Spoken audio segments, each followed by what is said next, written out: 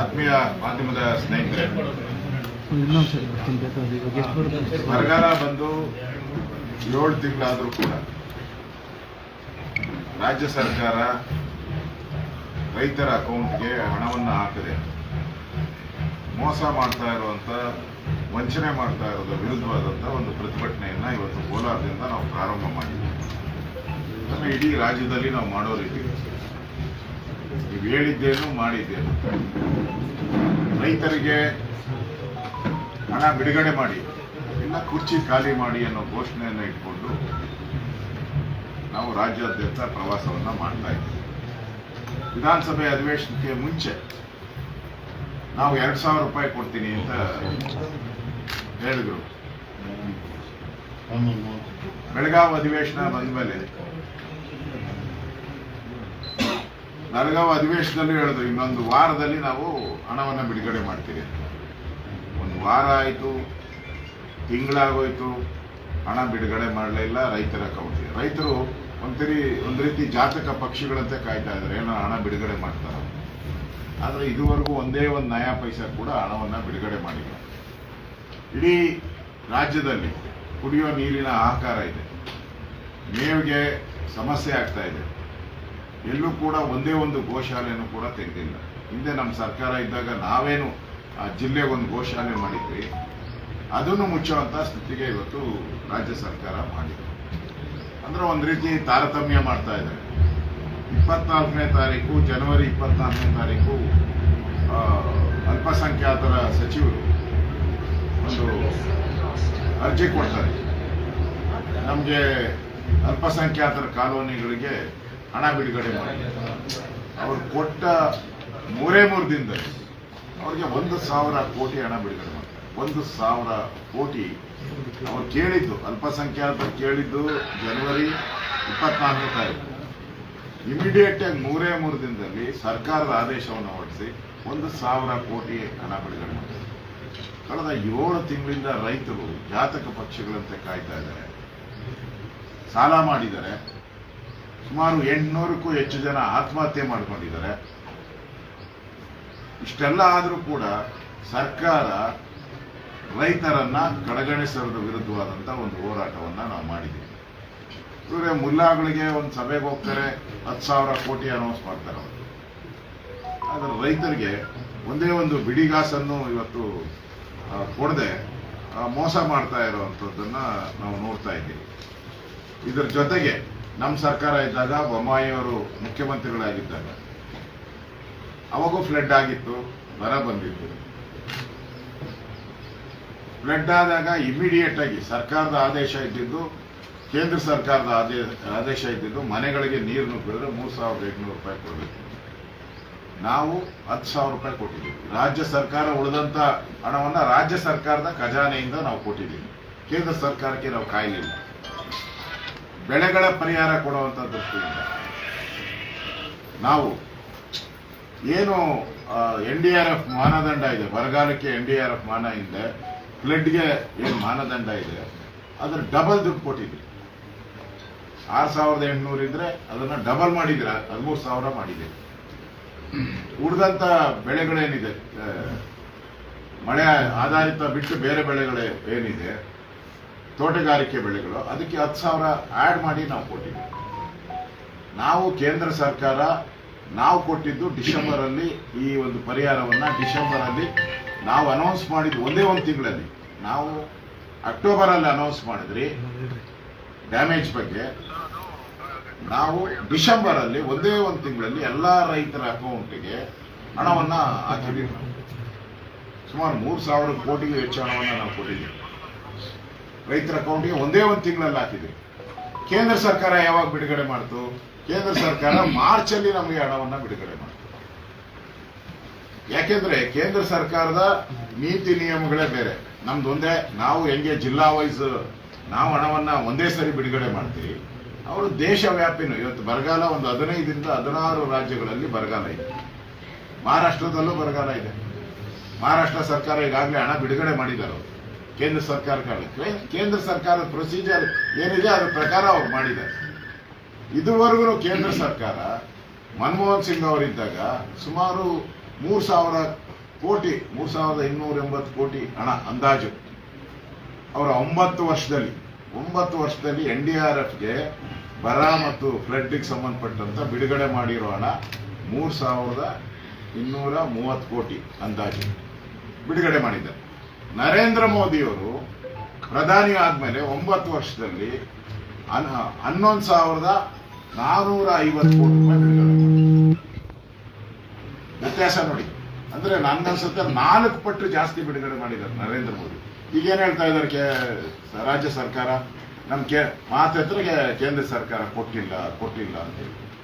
ಅಲ್ಲ ರೀ, ನೀವು ಇವಾಗ ಬಿಡುಗಡೆ ಮಾಡಬೇಕು ಅಂತ ಹೇಳಿರೋದು 105 ಕೋಟಿ ಮಾತ್ರ. ರೈತರಿಗೆ 2,000 ರೂಪಾಯಿ, 2,000 ರೂಪಾಯಿ. ಅದು ಕೆಲವು ರೈತರಿಗೆ ಅರ್ಧ ಎಕರೆ 3/4 ಎಕರೆ ಇದ್ರೆ ಅವ್ರಿಗೆ ಬರೋದು 800 ರೂಪಾಯಿ 900 ರೂಪಾಯಿ ಬರೋಂಥದ್ದೇ ಅಷ್ಟು. ಅದು ನಮ್ಮ ಸರ್ಕಾರ ಇದ್ದಾಗ ನಾವು ಪ್ರತಿ ರೈತರಿಗೆ 20 ರಿಂದ 30 ಸಾವಿರ ರೂಪಾಯಿ ಬಂದಿದೆ. 20 ರಿಂದ 30 ಸಾವಿರ ರೂಪಾಯಿ ಕೊಟ್ಟಿದ್ದೀರಿ, ನಾವು ಬಿಡುಗಡೆ ಮಾಡಿದ್ದೀರಿ. ನೀವೆಲ್ಲ ಸರ್ಕಾರಿ ದಾಖಲೆಯಲ್ಲಿ ಇರೋದು, ಇವೆಲ್ಲ ಸರ್ಕಾರಿ ದಾಖಲೆಯಲ್ಲಿ ಇರೋಂಥದ್ದು. ಕಣ್ಣು ತೆಗೆದು ಕಾಮಾಲೆ ಕಣ್ಣನ್ನ ತೆಗೆದ್ಬಿಟ್ಟು ನೋಡಿದ್ರೆ ಸರ್ಕಾರಿ ದಾಖಲೆಯಲ್ಲಿದೆ. ಬೊಮ್ಮಾಯಿ ಅವರು ಮುಖ್ಯಮಂತ್ರಿ ಆಗಿದ್ದಾಗ, ನಾನು ರೆವಿನ್ಯೂ ಮಿನಿಸ್ಟರ್ ಆಗಿದ್ದಾಗ ಏನ್ ಬಿಡುಗಡೆ ಮಾಡಿದ್ರೆ ಅದೇ ಪ್ರಕಾರ ನಾವು ಕೇಳ್ತಾ ಇರೋದು. ನಿಮ್ಮ ಹತ್ರ ಎಕ್ಸ್ಟ್ರಾ ಏನು ನಾವು ಕೇಳ್ತಾ ಇಲ್ಲ. ನಾವೇನು ಫಾರ್ಮೆಟ್ ಅಲ್ಲಿ ನಾವು ಕೊಟ್ಟಿದ್ದೀರಿ, ನಾವು ಯಾವ ಮಾನದಂಡದಲ್ಲಿ ಕೊಟ್ಟಿದ್ದೀರಿ ಅದೇ ಮಾನದಂಡದಲ್ಲಿ ಕೊಡಿ ಅಂತ ಕೇಳ್ತಾ ಇರೋದು. ನೀವು ಈಗ ಅಲ್ಪಸಂಖ್ಯಾತರ ಕಾಲೋನಿಗೆ ಬಿಡುಗಡೆ ಮಾಡಕ್ಕೆ 1,000 ಕೋಟಿ ನಿಮ್ಮ ಹತ್ರ ಹಣ ಇದೆ, ರೈತರು ಕೊಡಕ್ಕೆ ನಿಮ್ಮ ಹತ್ರ ಯೋಗ್ಯತೆಗೆ ಹಣ ಇಲ್ವಾ? ನಿಮ್ ಯೋಗ್ಯತೆಗೆ ರೈತರು ಕೊಡಕ್ಕೆ ಹಣ ಇಲ್ವಾ? ಇದು ಇವತ್ತು ನಮ್ಮ ಹೋರಾಟ. ಇವತ್ತು ಮತ್ತೆ ವಿಧಾನಸಭೆ ಅಧಿವೇಶನದಲ್ಲಿ ಹೇಳಿದ್ರಿ 7 ಗಂಟೆ ಕರೆಂಟ್ ಕೊಡ್ತೀನಿ ಅಂತ. ನೀವು ಕೊಡ್ತಾ ಇದ್ದೀರಾ? ನೀವು 7 ಗಂಟೆ ಅಧಿವೇಶನದಲ್ಲಿ ಹೇಳಿದ್ರಿ, ಈಗ 3 ಗಂಟೆಗೆ ಬಂದು ನಿಂತಿದ್ರು. ನೋಡಿ, ನಮ್ಮ ಸರ್ಕಾರ ಇದ್ದಾಗ, ಬೊಮ್ಮಾಯಿ ಅವರ ಸರ್ಕಾರ ಇದ್ದಾಗ ಸಫಿಷಿಯಂಟ್ ವಾಟರ್, ಸಫಿಷಿಯಂಟ್ ಪವರ್, ನಮ್ಮ ಹತ್ರ ಪವರ್ ಎಕ್ಸ್ಟ್ರಾ ಬೇರೆ ರಾಜ್ಯಗಳಿಗೆ ಕೊಡ್ತಾ ಇದ್ರಿ ನಮ್ಮ ಹತ್ರ. ಈಗೇನಾಗಿದೆ? Surplus, power surplus, water surplus. ಎಂದು ಕುಡಿಯೋ ನೀರಿಗೆ ಸಮಸ್ಯೆನೇ ಬಂದಿಲ್ಲ, ರೈತರ ಹೊಲಗಳಿಗೆ ನೀರಿಗೆ ಸಮಸ್ಯೆನೇ ಬಂದಿಲ್ಲ. ಈ ಕಾಂಗ್ರೆಸ್ ಸರ್ಕಾರ ಬಂದ್ಮೇಲೆ ಪವರ್ ಕಟ್ಟು, ಎಲ್ಲಾ ಕಡೆ ಪವರ್ ಕಟ್ಟು. ಅದಕ್ಕೆ ಅಧಿಕಾರಿಗಳಿಗೆ ಹೇಳ್ಕೊಟ್ಬಿಟ್ಟಿದ್ದಾರೆ, ಪವರ್ ಕಟ್ ಅಂತ ಹೇಳಬೇಡಿ, ರಿಪೇರಿ ಅಂತ ಹೇಳಿ ಅಂತ ಎಲ್ಲ ಕಡೆ. ನೀವು ಚೆಕ್ ಮಾಡಿ, ಅವ್ರ ಅಧಿಕಾರಿಗಳನ್ನ ನೀವು ಚೆಕ್ ಮಾಡಿ, ನೀವು ಮಾಧ್ಯಮದವರು ಎಲ್ಲ ಕಡೆ ಹೇಳ್ಕೊಟ್ಟಿದ್ದಾರೆ. ಆ ಲೈನ್ ರಿಪೇರಿ, ಈ ಲೈನ್ ರಿಪೇರಿ, ಈ ಟ್ರಾನ್ಸ್ಫಾರ್ಮರ್ ಕೆಟ್ಟೋಗಿದೆ, ಇಷ್ಟೇ ಹೇಳೋದು. ಅದ್ರ ರಿಯಾಲಿಟಿ ಇವ್ರ ಹತ್ರ ಕರೆಂಟೇ ಇಲ್ಲ. ಸರ್ಕಾರಕ್ಕೂ ಕರೆಂಟ್ ಇಲ್ಲ, ಇಲ್ಲೂ ಕರೆಂಟ್ ಇಲ್ಲ. ಈ ಪರಿಸ್ಥಿತಿಯಲ್ಲಿ ಇವತ್ತು ರಾಜ್ಯ ಸರ್ಕಾರ ಒಂದು ರೀತಿ ದುಂದು ವೆಚ್ಚದಲ್ಲಿ, ಹಣ ಇಲ್ಲ ಅಂತ ಹೇಳ್ತಾರಲ್ಲ, ಇವತ್ತು ಸರ್ಕಾರದ ಖಜಾನೆ ಖಾಲಿ ಆಗಿದೆ. ಪಾಪ ಸರ್ಕಾರ ಇದು. ಅವತ್ತಿಗೆ ಅವತ್ತು ಮೇಂಟೈನ್ ಮಾಡಕ್ಕೂ ದುಡ್ಡಿಲ್ಲ ಇವ್ರ ಹತ್ರ. ಆ ಫೈನಾನ್ಷಿಯಲ್ ಆರ್ಥಿಕ ಪರಿಸ್ಥಿತಿಯನ್ನ ನಮ್ಮ ಕಳೆದ 20 ವರ್ಷದಿಂದ ಏನ್ ಮೇಂಟೈನ್ ಮಾಡ್ಕೊಂಡ್ ಬಂದಿದ್ರು ಅದೆಲ್ಲ ಈ ಸರಿ ಧೂಳಿಪಟ ಆಗೋಗ್ತದೆ. ಆ ಸ್ಥಿತಿಗೆ ಇವತ್ತು ಕರ್ನಾಟಕವನ್ನ ಕಾಂಗ್ರೆಸ್ ಅವರು ತಂದಿದ್ದಾರೆ. ಆಯ್ತು, ನಿಮ್ಮ ಹತ್ರ ಹಣ ಇಲ್ಲ ಅಂದ್ರೆ ಇವತ್ತು ಯಾಕೆ 38 ಜನಕ್ಕೆ ನೀವು ಬೋರ್ಡ್ ಚೇರ್ಮನ್ಗಳು ಮಾಡಿದ್ದೀರಾ, 3-4 ಜನ ರಾಜಕೀಯ ಕಾರ್ಯದರ್ಶಿಗಳು ಮಾಡಿದ್ದೀರಾ. ಇದಕ್ಕೆ ಎಷ್ಟು 106 ಕೋಟಿ ಬೇಕಲ್ಲ ನಿಮ್ಗೆ? ಮತ್ತೆ ಕಾಂಗ್ರೆಸ್ ಕಾರ್ಯಕರ್ತರನ್ನ 5 ಗ್ಯಾರಂಟಿಗಳನ್ನ ಜಾರಿಗೆ ಮಾಡಕ್ಕೆ ಅವ್ರಿಗೆಲ್ಲರಿಗೂ ಬೋರ್ಡ್ ಚೇರ್ಮನ್ಗಳು, ಅದು ಏನೋ ಕ್ಯಾಬಿನೆಟ್ ದರ್ಜೆ ಫೆಸಿಲಿಟಿನ ಕೊಡ್ತಾ ಇದ್ದೀರಲ್ಲ, ಅದಕ್ಕೆ 5 ವರ್ಷದಲ್ಲಿ 4-5 ವರ್ಷದಲ್ಲಿ ಒಂದು ಸುಮಾರು 100-130 ಕೋಟಿ ಬೇಕು. ಅದಕ್ಕೆ ಅವ್ರಿಗೆಲ್ಲ ಕೊಡಬೇಕು ಅಂದ್ರೆ ರೈತರ 105 ಕೋಟಿ ಕೊಡಕ್ಕೆ ನಿಮ್ಮ ಹತ್ರ ಯೋಗ್ಯತೆ ಇಲ್ಲ. ನೀವು ಕಾಂಗ್ರೆಸ್ ಕಾರ್ಯಕರ್ತರು ಬಿರಿಯಾನಿ ತಿನ್ನಕ್ಕೆ ಕೊಡೋತೀರಾ, ಮತ್ತೆ ಕಾಲೋನಿಗಳಿಗೆ, ಅಲ್ಪಸಂಖ್ಯಾತರ ಕಾಲೋನಿಗಳಿಗೆ 1,000 ಕೋಟಿ ಕೊಡ್ತೀರಾ. ರೈತರನ್ನ ಇವತ್ತು ಕಣ್ಣೀರಲ್ಲಿ ಕೈ ತೊಳೆಯೋ ರೀತಿ ಮಾಡಿದರೆ ಇದ್ರ ವಿರುದ್ಧವಾದಂತ ಒಂದು ಹೋರಾಟವನ್ನ ನಾವು ಮತ್ತೆ ಬಸವರಾಜ ಬೊಮ್ಮಾಯಿಯವರು ಇವತ್ತು ಪ್ರಾರಂಭವನ್ನ ನಾವು ಮಾಡ್ತಾ ಇದ್ದೀವಿ. ರೈತರಿಗೆ ಹಣ ಬಿಡುಗಡೆ ಮಾಡಿ, ಇಲ್ಲ ಅಂದ್ರೆ ಕುರ್ಚಿ ಖಾಲಿ ಮಾಡಿ. ಗ್ಯಾರಂಟಿ ಪ್ರಾಧಿಕಾರ ಅಂತ ಮಾಡಿ ಕೊಟ್ಟಿದ್ದಾರೆ, ಅದಕ್ಕೂ ಕೂಡ ಕಾಂಗ್ರೆಸ್ನ ಒಂದು ಜಿಲ್ಲಾಧ್ಯಕ್ಷರು, ಕಾಂಗ್ರೆಸ್ನ ಮುಖಂಡರನ್ನ ಸರ್ಕಾರ ಹೋಗಿದೆ. ಎಲ್ಲ ಚುನಾವಣೆಯ ಗಿಮಿಕ್ಸ್ ರೀ ಇವುದು. ಪಾರ್ಲಿಮೆಂಟ್ ಚುನಾವಣೆಗೋಸ್ಕರ ಎಲ್ಲ ಗಿಮಿಕ್ಸ್ ಗಳನ್ನ ಮಾಡ್ತಾ ಇದ್ದಾರೆ. ಪಾರ್ಲಿಮೆಂಟ್ ಚುನಾವಣೆ ಆದ್ಮೇಲೆ ರಾಯರೆಡ್ಡಿ ಹೇಳಿದಾರಲ್ಲ, ಕಾಂಗ್ರೆಸ್ನ ನಾಯಕರು, ಫೈನಾನ್ಷಿಯಲ್ ಅಡ್ವೈಸರ್ ಅವರು, ಅವ್ರೇನ್ ಹೇಳಿದ್ದಾರೆ, ನಾವು ಇದಕ್ಕೆ ಹಿಂಗೆ ಮಾಡ್ಕೊಂಡು ಹೋದ್ರೆ ಸರ್ಕಾರ ಪಾಪರ ಆಗುತ್ತೆ, ಅದಕ್ಕೆ ಮುಂದೊಂದು ಸರಿ ಮಾಡುವಾಗ ಎಲ್ಲ ಕಂಡೀಷನ್ಸ್ ಆಗ್ತೀವಿ ಪಾರ್ಲಿಮೆಂಟ್ ಎಲೆಕ್ಷನ್ ಅಂತ ಹೇಳಿದ್ದಾರೆ. ಅರ್ಥ ಆಯ್ತಲ್ಲ ಅದಕ್ಕೆ? ಅಂದ್ರೆ ಎಲ್ಲ ಗ್ಯಾರಂಟಿಗಳು ಗೋವಿಂದ, ಎಲ್ಲ ಗ್ಯಾರಂಟಿಗಳು ಗೋವಿಂದ. ಕಾಂಗ್ರೆಸ್ ಶಾಸಕರಿಗೆ ಹಣ ಬಿಡುಗಡೆ ಮಾಡ್ತಾರೆ ಅನುದಾನ ಕೆಲವರಿಗೆಲ್ಲ, ಇನ್ಕ್ಲೂಡಿಂಗ್ ರಾಯರೆಡ್ಡಿ ಅವರು. ಯಾರ್ಯಾರಿಗೆ ಮೂಗಿಗೆ ತುಪ್ಪ ಸವರ್ಬೇಕು ಆ ತರ ಇರುವಂತ MLA-ಗಳಿಗೆಲ್ಲ ಹಣ ಬಿಡುಗಡೆ ಮಾಡ್ತಾ ಇದ್ದಾರೆ. ಯಾಕಂದ್ರೆ ಕಾಂಗ್ರೆಸ್ ಅಲ್ಲಿ ಇರುವಂತ MLA-ಗಳು ತಿರುಗಿ ಬಿದ್ದಿರೋದು ಎಲ್ಲರಿಗೂ ಗೊತ್ತಿದೆ. ಓಪನ್ ಆಗಿ ಪ್ರೆಸ್ ಮೀಟ್ ಅಲ್ಲೂ ಹೇಳಿದ್ದಾರೆ, ಕಳೆದ 7 ತಿಂಗಳಿಂದ ಒಂದೇ ಒಂದು ಅಭಿವೃದ್ಧಿ ಕಲ್ಲು ಹಾಕಿಲ್ಲ ಅಂತ ಹೇಳಿದ್ದಾರೆ. ಮತ್ತೆ ಎಲ್ಲರೂ ಕೂಡ ಪಾರ್ಲಿಮೆಂಟ್ ಆದ್ಮೇಲೆ ಕಾಂಗ್ರೆಸ್ ಅವರೆಲ್ಲ ಖಾಲಿ ಮಾಡ್ತಾರೆ, ಪಾರ್ಟಿ ಬಿಡ್ತಾರೆ ಅನ್ನೋ ಗುಮಾನಿ ಕೂಡ ಅವರಿಗೆ ಅವಾಗ ಇಂಟೆಲಿಜೆನ್ಸಿ ಎಲ್ಲ ಹೋಗಿದೆ. ಈ ದೃಷ್ಟಿಯಿಂದ ಎಲ್ಲರಿಗೂ ಕೂಡ ಈ ರೀತಿ ಮಾತುಗಳನ್ನ ಹೇಳ್ತಾ ಇದ್ದಾರೆ. ಮಂಡ್ಯದ ವಿಚಾರವಾಗಿ ಇವತ್ತು ನಮ್ಮ ಹೋರಾಟ ಇವತ್ತು ಕೂಡ ಮುಂದುವರೆದಿದೆ. ಅಲ್ಲಿ ಆಕ್ಚುಲಿ ನಡೆದಿರುವಂತ ಘಟನೆ ಕಳೆದ 3-4 ತಿಂಗಳಿಂದ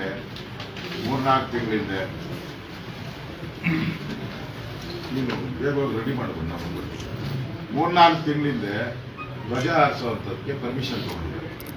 ಅದು ರೆಸೊಲ್ಯೂಷನ್ ಆಗಿದೆ. ಪಂಚಾಯತಿ ರೆಸೊಲ್ಯೂಷನ್ ಆಗಿ ಅನುಮತಿಯನ್ನ ಕೊಟ್ಟಿದ್ದಾರೆ.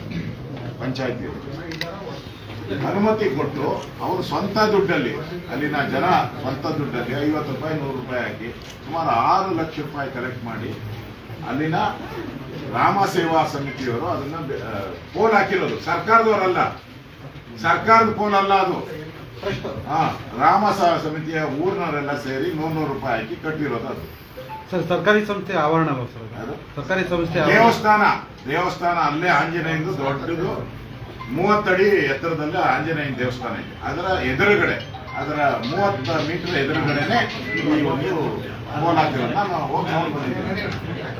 ಜನದ ದುಡ್ಡು ಅನುಮತಿ ತಗೊಂಡಿದ್ದಾರೆ. ನೋಡಿ ರೆಸೊಲ್ಯೂಷನ್ ಐತೆ, 24ರಲ್ಲಿ 20 ಜನ ಸೈನ್ ಹಾಕಿದ್ದಾರೆ ಗ್ರಾಮ ಪಂಚಾಯತಿ. ದುಡ್ಡು ಯಾರ್ದು? ಜನಗಳದು. ಪೋಲ್ ಹಾಕಿರೋರು ಯಾರು? ಜನ. ಅಲ್ಲಿ ಪರ್ಮನೆಂಟ್ ಆಗಿ ಹಿಂದೆಯಿಂದನೂ ಕೂಡ 30 ವರ್ಷದಿಂದನೂ ಕೂಡ ಅಲ್ಲಿ ಧ್ವಜ ಇತ್ತು ಹನುಮಂತನ ಬಾವುಟವನ್ನೇ ಆರಿಸಿದ್ದಾರೆ.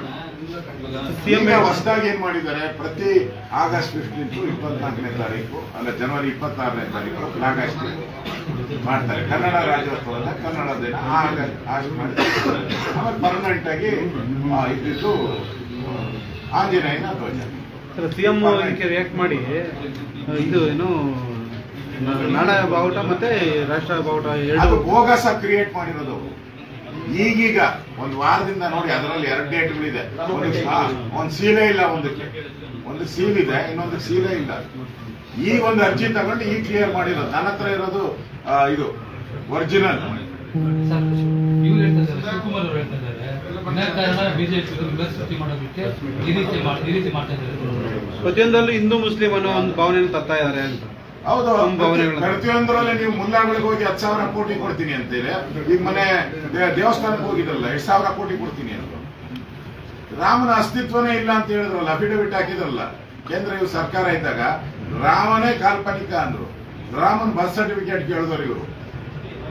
ಅದರಿಂದ ಇವ್ರಿಗೆ ಯಾವುದೇ ನೈತಿಕ, ಈಗ ಹೆಸರು ಇಟ್ಕೊಂಡ್ಬಿಡ್ತಾ ಆಯ್ತಾ. ಏನೋ ಸಿದ್ದರಾಮಯ್ಯನವ್ರು ಏನ್ ಹೇಳ್ತಾ ಇದಾರೆ, ನನ್ನ ಹೆಸರಲ್ಲೇ ರಾಮ. ಊನಪ್ಪ, ನೀನ್ ಬಾಯಲ್ಲೆಲ್ಲ ರಾಮನೇ ಅನ್ನೋದು, ಹೃದಯದಲ್ಲಿ ಟಿಪ್ಪು ಸುಲ್ತಾನ್ ಇಟ್ಕೊಂಡಿದೆಯಲ್ಲ. ಅಲ್ಲ, ಅವ್ರು ಅಭಿವೃದ್ಧಿ ಬಿಟ್ಟು ರಾಮನ ವಿಚಾರ ಇಟ್ಕೊಂಡು ಚುನಾವಣೆಗೆ ಹೋಗ್ತಾ ಇದ್ದಾರೆ ಅಂತ ಈಗ ಕಾಂಗ್ರೆಸ್ ಆರೋಪ. ಯಾಕೆಂದ್ರೆ ಮೋದಿ ಅಭಿವೃದ್ಧಿ ಮಾಡಿದ್ರೆ ಅದನ್ನವರು ಹೇಳೋದಿಲ್ಲ, ಬರೀ ರಾಮನ ಜಪ ಮಾಡ್ತಾ ಇದ್ದಾರೆ ಅಂತ. 10 ವರ್ಷದಲ್ಲಿ ಯಾವುದೇ ಸಾಧನೆ ಮಾಡಿಲ್ಲ, ರಾಮನ್ ಇಟ್ಕೊಂಡು ಮುಂದೆ ಹೋಗ್ತಾರೆ. ರಾಜ್ಯಕ್ಕೆ ಕೊಡುಗೆ ಕೊಟ್ಟಿದ್ದಾರೆ ಕೇಂದ್ರ ಸರ್ಕಾರ ಅಂತ ಪ್ರಶ್ನೆ ಮಾಡ್ತಾರೆ. ನಾನು ಅವ್ರಿಗೆ ಓಪನ್ ಚಾಲೆಂಜ್ ಹೇಳ್ತಾ ಇದ್ದೀನಿ ಕಾಂಗ್ರೆಸ್ ಅವ್ರಿಗೆ. ನಿಮ್ ಸರ್ಕಾರ ಕೇಂದ್ರದಲ್ಲಿದ್ದಾಗ 10 ವರ್ಷ ಮನಮೋಹನ್ ಸಿಂಗ್ ಇದ್ದಾಗ ಎಷ್ಟು ಹಣ ಕರ್ನಾಟಕಕ್ಕೆ, ಎಷ್ಟು ರೈಲ್ವೆ ಯೋಜನೆಗಳು, ಎಷ್ಟು ಕಿಲೋಮೀಟರ್ ರೈಲ್ವೆ ಯೋಜನೆಗಳು ಬಂದಿದೆ. ಈಗ ನರೇಂದ್ರ ಮೋದಿ ಅವರು ಬಂದ್ಮೇಲೆ ಎಷ್ಟು ಕಿಲೋಮೀಟರ್ ರೈಲ್ವೆ ಯೋಜನೆಗಳನ್ನ ಅಪ್ರೂವ್ ಮಾಡಿದ್ದಾರೆ. ಅದೊಂದೇ ಸಾಕು. ರಸ್ತೆಗಳು ತಗೊಳ್ಳಿ, ನೀವು ನ್ಯಾಷನಲ್ ಹೈವೇಗಳು ತಗೊಳ್ಳಿ, ಇತಿಹಾಸದಲ್ಲಿ ರೆಕಾರ್ಡ್. ಅಮೆರಿಕಾನ ಬೀಟ್ ಮಾಡೋ ರೀತಿ ಗಡ್ಕರಿಯವರು ಈ ದೇಶದಲ್ಲಿ ಒಂದು ಕ್ರಾಂತಿಯನ್ನ ಮಾಡಿದ್ದಾರೆ. ಕರ್ನಾಟಕದಲ್ಲೂ ಕೂಡ ಮೈಸೂರು ರೋಡ್ ನೀವೇ ನೋಡಿದ್ದೀರಾ, ಬೆಂಗಳೂರು ರೋಡ್. ಚಾಲೆಂಜ್ ಇದು ತಗೊಳ್ಳಿ. ಮನಮೋಹನ್ ಸಿಂಗ್ ಇದ್ದಾಗ ಎಷ್ಟು ಬಿಡುಗಡೆ ಮಾಡಿದ್ದಾರೆ, ಇವಾಗ ಎಷ್ಟು ಬಿಡುಗಡೆ ಮಾಡಿದ್ದಾರೆ. Open challenge. ಬರದಲ್ಲೂ ನಾನು ಹೇಳ್ದಲ್ಲ, ಇವಾಗ ಅಂಕಿ ಕೊಟ್ಟನಲ್ಲ. ಮನಮೋಹನ್ ಸಿಂಗ್ ಇದ್ದಾಗ ಎಷ್ಟು ಬಿಡುಗಡೆ ಮಾಡಿದ್ದಾರೆ, ನರೇಂದ್ರ ಮೋದಿ ಅವರು ಎಷ್ಟು ಬಿಡುಗಡೆ ಮಾಡಿದ್ದಾರೆ ಗೊತ್ತಾಗಿದೆ. GST ಅಮೌಂಟ್ ಸರಿಯಾಗಿ ಬರ್ತಾ ಇಲ್ಲ ಸರ್. GST ಅಮೌಂಟ್ ಈಗ ಮಧು ಬಂಗಾರಪ್ಪ ಅವರು ಸರ್ ತಮ್ಮ ವಿರುದ್ಧ ಕಿಡಿಕಾರಿದ್ದಾರೆ. ಅಂದ್ರೆ ತಮಗೆ ರಾಮನೇ ಶಾಪ ಕೊಡ್ತಾನೆ ಅಂತ ಹೇಳಿದ್ದಾರೆ. ಯಾರು ರಾಮದ್ರೋಹಿಗಳು ಅವರಿಗೆ ಯಾರು ಶಾಪ ಕೊಡ್ಬೇಕು ಅವ್ರು ಕೊಡ್ತಾರೆ. ಈಗ ಗೊತ್ತಾಗ್ತಾ ಇದೆಯಲ್ಲ, ಇಡೀ ರಾಜ್ಯದಲ್ಲಿ ರಾಮ ಪ್ರತಿಷ್ಠಾಪನೆ ಸಂದರ್ಭದಲ್ಲಿ ಫ್ಲೆಕ್ಸ್ಗಳೆಲ್ಲ ಹರಿಸಾಕ್ತವ್ರು ಯಾರು? ಇದೇ ಕಾಂಗ್ರೆಸ್. ಬಾವುಟಗಳು ಕಿತ್ತಾಕ್ದವ್ರು ಯಾವುದು? ಇದೇ ಅವರು. ಅಕ್ಷತೆ ಅಕ್ಕಿ ಕೊಡಕ್ ಹೋದ್ರೆ ನಮ್ಮಪ್ಪಂದು ಅಂತ ಹೇಳಿದ್ರಲ್ಲ, ಇದೇ ಕಾಂಗ್ರೆಸ್ ಅವರು. ಈಗ ಹನುಮಂತನ ಧ್ವಜ ಕಿತ್ತಾಕ್ದವ್ರು ಯಾರು? ಇವರೇ. ಅರ್ಥ ಆಗಲ್ವ ಜನಕ್ಕೆ? ಜನ ಕ್ಲೀನ್ ಆಗಿ ಅರ್ಥ ಆಗಲ್ಲ. ಅದೇ ನೀವು ಯಾವ ವಿಚಾರ ಇಟ್ಕೊಂಡು ಚುನಾವಣೆಗೆ ಹೋಗ್ತೀರಾ? ರಾಮನ ವಿಚಾರ ಇಟ್ಕೊಂಡು ಹೋಗ್ತೀರಾ, ನೋಡಿ, ಮೋದಿ ಅಭಿವೃದ್ಧಿ ಇಟ್ಕೊಂಡು ಹೋಗ್ತೀರಾ? ನಾವು ಮೋದಿಯವರು ಮಾಡಿರುವಂತ ಅಭಿವೃದ್ಧಿಯನ್ನು ಇಟ್ಕೊಂಡೆ ನಾವು ಚುನಾವಣೆಗೆ ಹೋಗ್ತಾ ಇದ್ದೀವಿ. ಈಗ ನಾವು ಅದನ್ನ ರಿಪೋರ್ಟ್ ಅನ್ನೇ ಈಗ ತಯಾರು ಮಾಡ್ತಾ ಇದ್ದೀವಿ. ಮತ್ತೆ ರಾಮ ಮಂದಿರ ನಾವು ಮ್ಯಾನಿಫೆಸ್ಟೋದಲ್ಲಿ ಇದ್ದೀರಿ, ಕಟ್ಟುವೆವು ರಾಮ ಮಂದಿರ ಕಟ್ಟುವೆ ನಮ್ಮ ಮ್ಯಾನಿಫೆಸ್ಟೋದಲ್ಲಿ ಇದ್ದೀರಿ. ಕಾಶ್ಮೀರ 375ನೇ ವಿಧಿ ತೆಗೆದಾಕ್ತೀನಿ ನಮ್ಮ ಮ್ಯಾನಿಫೆಸ್ಟೋದಲ್ಲಿ ಇದೆ. ಇವ್ರ ಯೋಗ್ಯತೆಗೆ ಎಂದಾನ ಒಂದು ಅವ್ರ ಮ್ಯಾನಿಫೆಸ್ಟೋದಲ್ಲಿ ರಾಮ ಮಂದಿರ ಕಟ್ತೀರಿ ಅಂತ ಆಯ್ತನ್ರಿ? ಇನ್ನೂ ಇಲ್ಲ. ಮತ್ತೆ ಯಾಕೆ ಮಾತಾಡ್ತಾರೆ? ಮನೇನು ಸಿದ್ದರಾಮಯ್ಯ ಹೇಳಿದಾರ, ಡಿಸ್ಪ್ಯೂಟೆಡ್ ಲ್ಯಾಂಡ್ ಅದು, ನಾನು ಹೋಗಲ್ಲ ಅಂತ ಹೇಳಿದಾರಲ್ಲ. ಅದರಿಂದ ಇವರ ಯೋಗ್ಯತೆಗೆ ಎಲ್ಲ ಕಡೆ ರಾಮನನ್ನ, ಈಗ ಆಂಜನೇಯನ ಹಿಡಿದವರು, ರಾಮ ಆಯ್ತು, ಈಗ ಆಂಜನೇಯನ ಹಿಡಿದವರು. ಶಾಪ ಯಾರು ಕೊಡ್ತಾರೆ ಅಂತ ಜನ ಇವಾಗ ಪಾರ್ಲಿಮೆಂಟ್ ಚುನಾವಣೆ ಬರ್ತದಲ್ಲ, ಶಾಪ ಯಾರಿಗೆ ಅಂತ ಹೇಳಿ ಅವರು ತೀರ್ಮಾನ ಮಾಡ್ತಾರೆ. ಜನಗಣತಿ ಸಂಬಂಧಪಟ್ಟ ವರದಿ ಜಾರಿ ಮಾಡ್ತೀವಿ ಅಂತ ಹೇಳ್ತಿದ್ರು. ಬಿಸಿಲು ಜಾಸ್ತಿ ಆಗಿದೆ.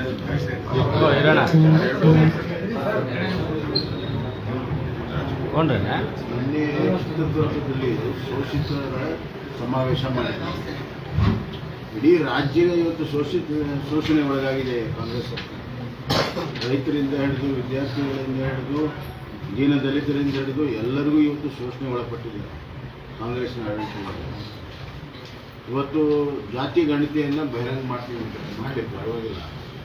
ಆದರೆ ಇವ್ರ ಆದೇಶ ಏನಿತ್ತು, ಜಾತಿ ಗಣತಿ ಇರಲಿಲ್ಲ. ಅದರಲ್ಲಿ ಈ ಎಲ್ಲ ಸಮುದಾಯಗಳ ಶೈಕ್ಷಣಿಕ ಮತ್ತು ಆರ್ಥಿಕ ಸಮೀಕ್ಷೆ ಇದೆ. ಈಗ ಅದನ್ನ ಜಾತಿ ಗಣತಿ ಕನ್ವರ್ಟ್ ಮಾಡಿದ್ದಾರೆ. ಜಾತಿ ಗಣತಿ ಅಂದರೆ ಪ್ಯೂರ್ಲಿ ಜಾತಿ ಗಣತಿ ಮಾಡಬೇಕು. ಇವ್ರಿಗೆ ಮಾಡೋ ಅಧಿಕಾರ ಇಲ್ಲ, ಕೇಂದ್ರ ಸರ್ಕಾರ ಮಾಡಬೇಕು. ಸುಪ್ರೀಂ ಕೋರ್ಟಲ್ಲಿ ಕೇಸ್ ಇದೆ ಇದರ ಮೇಲೆ. ಈಗ ಚುನಾವಣೆ ಸಂದರ್ಭದಲ್ಲಿ ಜನರನ್ನು ದಾರಿ ತಪ್ಪಿಸೋ ಸಲುವಾಗಿ ಕೆಲಸ ಮಾಡ್ತಾರೆ. ಈಗ ನಾನು ಹೇಳಿದ್ದೇನೆ, ಹಿಂದುಳಿದ ವರ್ಗಕ್ಕೆ ಏನು ಕಾಣಿಕೆ ಇದೆ ಸಿದ್ದರಾಮಯ್ಯ ಅಂತ ಹೇಳಿ. ಇವತ್ತು ಪರ್ಮನೆಂಟ್ ಬ್ಯಾಕ್ವರ್ಡ್ ಯಾವ ಕಮಿಷನ್ನಿಂದ ಇವರು ರಿಪೋರ್ಟ್ ತಗೊಳ್ತೀವಿ ಅಂತಂದರೆ, ಪರ್ಮನೆಂಟ್ ಬ್ಯಾಕ್ವರ್ಡ್ ಕ್ಲಾಸ್ ಕಮಿಷನ್ಗೆ ಸಂವಿಧಾನಬದ್ಧ ಹಕ್ಕನ್ನು ಕೊಟ್ಟಿದ್ದು ನರೇಂದ್ರ ಮೋದಿ ಅವರು. UPA ಸರ್ಕಾರ ಅಲ್ಲ, ಮನಮೋಹನ್ ಸಿಂಗ್ ಅಲ್ಲ, ಸೋನಿಯಾ ಗಾಂಧಿ ಅಲ್ಲ, ರಾಹುಲ್ ಗಾಂಧಿ ಅಲ್ಲ. ನರೇಂದ್ರ ಮೋದಿ ಅವರು ಪರ್ಮನೆಂಟ್ ಬ್ಯಾಕ್ವರ್ಡ್ ಕ್ಲಾಸ್ ಸಂವಿಧಾನ ಹಕ್ಕು ಕೊಟ್ಟಿರುವಂಥದ್ದು. ಇವತ್ತು SC STಗೆ ಕೋಟಾ ಹೆಚ್ಚಿಗೆ ಮಾಡಿದವರು ಯಾರು? ನಮ್ಮ ಸರ್ಕಾರದಲ್ಲಿ. STಗೆ 3-7, SCಗೆ 15-17 ಮಾಡಿದ್ದೀವಿ. ಮಾಡುವಾಗ ಇದು ಇಂಪ್ಲಿಮೆಂಟ್ ಮಾಡೋಕ್ಕಾಗಲ್ಲ, ಚುನಾವಣೆ ಸ್ಟ್ಯಾಂಡ್ ಅಂದರು. ಇವತ್ತೇನಾಗಿದೆ, ಅದು ಇಂಪ್ಲಿಮೆಂಟ್ ಆಗಿ ಇಂಜಿನಿಯರಿಂಗ್ ಕಾಲೇಜಲ್ಲಿ SC ಮತ್ತು ST ಹುಡುಗರಿಗೆ 3500 ಹೆಚ್ಚುವರಿ ಸೀಟ್ ಇವತ್ತು ಲಭ್ಯ ಆಗಿದೆ. ಅದರಿಂದ ಇಂಪ್ಲಿಮೆಂಟ್ ಆಗಿ ನಾವು ಆದೇಶ ಮಾಡಿ ಗವರ್ನರ್ ಕಡೆಯಿಂದ ಅಪ್ರೂವ್ ತಗೊಂಡು ಗೆಜೆಟ್ ನೋಟಿಫಿಕೇಶನ್ ಮಾಡಿದ್ದೀವಿ. 3500 SC ST ಹುಡುಗರಿಗೆ ಇವತ್ತು ಹೆಚ್ಚು ಅಡ್ಮಿಷನ್ ಸಿಕ್ಕಿದೆ, ಹೆಚ್ಚುವರಿ ಸಿಕ್ಕಿದೆ. ಮುಂಚೆ 3000 ಸಿಕ್ಕಿತ್ತು, ಈಗ 6500 ಸಿಕ್ಕಿದೆ. ಅದೇ ರೀತಿ ಮೆಡಿಕಲಲ್ಲಿ ಹೆಚ್ಚು ಸಿಕ್ಕಿದೆ, ಪ್ರಮೋಷನಲ್ಲಿ ಸಿಗ್ತಾ ಇದೆ, ಅಪಾಯಿಂಟ್ಮೆಂಟಲ್ಲಿ ಸಿಗ್ತಾ ಇದೆ. ನಿಜವಾಗ್ಲೂ ಕೂಡ ಸ್ವತಂತ್ರ ಬಂದ ಮೇಲೆ SC ಲಿಸ್ಟ್ಗೆ ಬರೀ ಜಾತಿಗಳನ್ನು ಸೇರಿಸಿದ್ರು ಕಾಂಗ್ರೆಸ್ನವರು. 6 ಜಾತಿ ಇದ್ದಿದ್ದು 106 ಮಾಡಿದ್ದಾರೆ. ಬರೀ ಜಾತಿಗಳನ್ನು ಸೇರಿಸಿದ್ರು. ಜಾತಿಗಳು ಸೇರಿ ಜನಸಂಖ್ಯೆ ಹೆಚ್ಚಾದಾಗ ಅದನ್ನ ಹೆಚ್ಚು ಮಾಡ್ಬೇಕಲ್ಲ, ಹೆಚ್ಚು ಮಾಡೋದು ಬೇರೆ ಇರಲಿಲ್ಲ. ಮಾಡಿದ್ದು BJP ಸರ್ಕಾರ, ನಮ್ಮ ಸರ್ಕಾರ. ಶೋಷಣೆ ಯಾರು ಮಾಡಿದ್ದಾರೆ? ಈ ವರ್ಷ 11,300 ಕೋಟಿ SCPTS ಹಣ ನಿಮ್ಗೆ ಗ್ಯಾರಂಟಿ ಕೊಟ್ಟಿರಲಿ, ನಾಚಿಕೆ ಬರೋಲ್ಲ ನಿಮಗೆ. ದಲಿತರ ಹಣನೇ ಬೇಕಾಗಿತ್ತ ನಿಮಗೆ ಗ್ಯಾರಂಟಿ ಕೊಡೋದಕ್ಕೆ? ಗ್ಯಾರಂಟಿ ಕೊಡುವಾಗ ಬುದ್ಧಿ ಇರಲಿಲ್ವಾ? ನಿಮ್ಮ ಹಣ ಎಲ್ಲಿಂದ ತರಬೇಕು ಅನ್ನೋದು? ರಾಷ್ಟ್ರಪತಿಗಳಿಗೆ ಏಕವಚನದಲ್ಲಿ ನೀವು ಮಾತಾಡ್ತೀರಿ, ಇದು ನೀವು ಕೊಡೋ ಗೌರವನ? ಅತ್ಯಂತ ಶೋಷಿತರಲ್ಲಿ ಶೋಷಿತರು, ಶೋಷಿತರಲ್ಲಿ ಶೋಷಿತರು ಆ ಟ್ರೈಬಲ್ ನಮ್ಮ ದಂತವತ್ತ ರಾಷ್ಟ್ರಪತಿ. ಮತ್ತೆ ಈಗಾಗಲೇ ಬ್ಯಾಕ್ವರ್ಡ್ ಕ್ಲಾಸಲ್ಲಿ ABC ಆಗಿದೆ. ಏನು ಶೆಡ್ಯೂಲ್ 1 ನಲ್ಲಿರುವಂಥ ಬ್ಯಾಕ್ವರ್ಡ್ ಕ್ಲಾಸ್ಗೆ ಅವ್ರು ಇನ್ನೂ ಅತ್ಯಂತ ಹಿಂದುಳಿದವರು ಇನ್ನು ಅತ್ಯಂತ ಹಿಂದುಳಿದು ಉಳಿದಿದ್ದಾರೆ. ಕೆಲವರು ಬಲಿಷ್ಠರು ಬ್ಯಾಕ್ವರ್ಡ್ ಅಲ್ಲಿ ಅವರು ಬೆಳೀತಾ ಇದ್ದಾರೆ. ಅದರ ಅನ್ಯಾಯವನ್ನು ಸರಿಪಡಿಸಬೇಕಾಗಿದೆ. ನಿಜವಾಗ್ಲೂ ಬ್ಯಾಕ್ವರ್ಡ್ ಅಲ್ಲಿ ಮೋಸ್ಟ್ ಬ್ಯಾಕ್ವರ್ಡ್ ಇದ್ದಾರೆ, ಅವ್ರಿಗೆ ನಿಜವಾದ ನ್ಯಾಯ ಕೊಡಬೇಕಾಗಿದೆ. ಈಗ ಬ್ಯಾಕ್ವರ್ಡ್ ಅಲ್ಲಿ ಮೋಸ್ಟ್ ಬ್ಯಾಕ್ವರ್ಡ್ ನಿಜವಾದ ನ್ಯಾಯ ಕೊಡಬೇಕಾಗಿದೆ. ಬ್ಯಾಕ್ವರ್ಡ್ ಕ್ಲಾಸಿನ ರಿಸರ್ವೇಷನ್ ಲಾಭ ಕೆಲವರು ತಗೊಳ್ತಾ ಇದ್ದಾರೆ. ಸದಸ್ಯ ಆಯೋಗ ಅದು ಅಲ್ಲ, ಈ ಬ್ಯಾಕ್ವರ್ಡ್ ಕ್ಲಾಸ್ ಮಾತಾಡ್ತೀವಿ. ಬ್ಯಾಕ್ವರ್ಡ್ ಕ್ಲಾಸಲ್ಲಿ ಮೋಸ್ಟ್ ಬ್ಯಾಕ್ವರ್ಡ್ ಇದ್ದಾರೆ, ಅವ್ರಿಗೇನು ಸಿಕ್ಕೇ ಇಲ್ಲ. ಸಣ್ಣ ಸಮುದಾಯಗಳು, ಅದರಲ್ಲಿನೇ ಬಲಿಷ್ಠ ಸಮುದಾಯಗಳು ಎಲ್ಲ ಲಾಭವನ್ನು ಪಡ್ಕೊಳ್ತಾ ಇದೆ. ಅದಕ್ಕೆ ಉತ್ತರ ಕೊಡ್ಲಿ. ಅಂದಾಜು ವರದಿಯಿಂದ ಉಪಯೋಗ ಇಲ್ವಾ? ಅಂದಾಜು ವರದಿಯಿಂದ ಅಂದಾಜು ವರದಿ ಅದು ಏನಿದೆ ಅಂತ ಯಾರಿಗೂ ಕೂಡ ಗೊತ್ತಿಲ್ಲ.